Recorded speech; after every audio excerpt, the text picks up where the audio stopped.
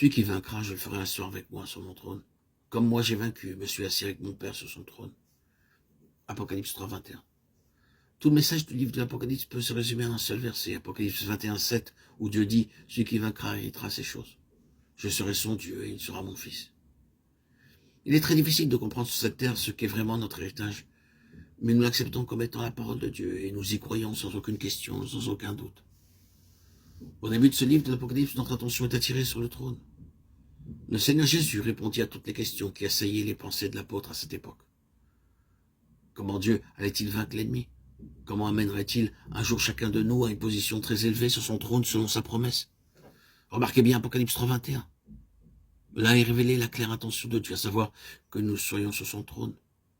Le message est si simple. Celui qui vaincra, je le ferai asseoir avec moi sur mon trône, comme moi j'ai vaincu et me suis assis avec mon Père sur son trône.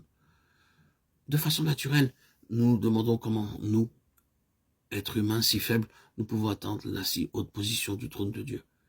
Mais par la foi, nous l'acceptons aisément, car Dieu est si miséricordieux et si plein de grâce qu'il veut pardonner nos péchés. C'est pourquoi il nous a pardonnés par Jésus-Christ.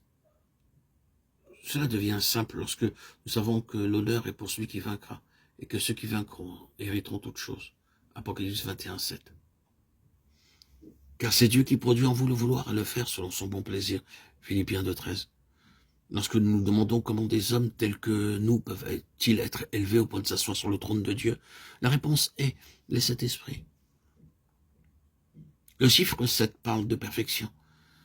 Si nous permettons au Saint-Esprit de travailler en nous profondément, pleinement et librement, nous sommes automatiquement qualifiés pour nous asseoir sur le trône du Seigneur Jésus-Christ. Non pas par les facultés humaines, ni par notre intelligence, mais par le Saint-Esprit travaillant en nous quotidiennement, profondément, librement et pleinement. Tout d'abord, comme nous l'avons déjà vu, 7 noms sont donnés au Saint-Esprit dans la Bible. Deuxièmement, l'œuvre du Saint-Esprit se poursuit en nous très calmement, comme les racines d'un arbre sous terre, couvrant une grande surface, s'enfonçant très profondément et jouant un rôle très important. Ces racines sont parfois très petites, comme des cheveux, mais elles s'étendent et ressemblent et rassemblent ainsi la nourriture nécessaire pour l'arbre tout entier. Cette œuvre tranquille et cachée ne peut pas se voir de l'extérieur.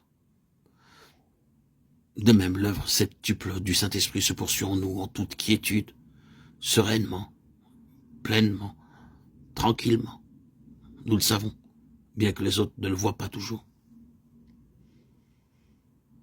Troisièmement, il y a l'œuvre du Saint-Esprit visible pour nos voisins, nos amis, nos ennemis et nos parents.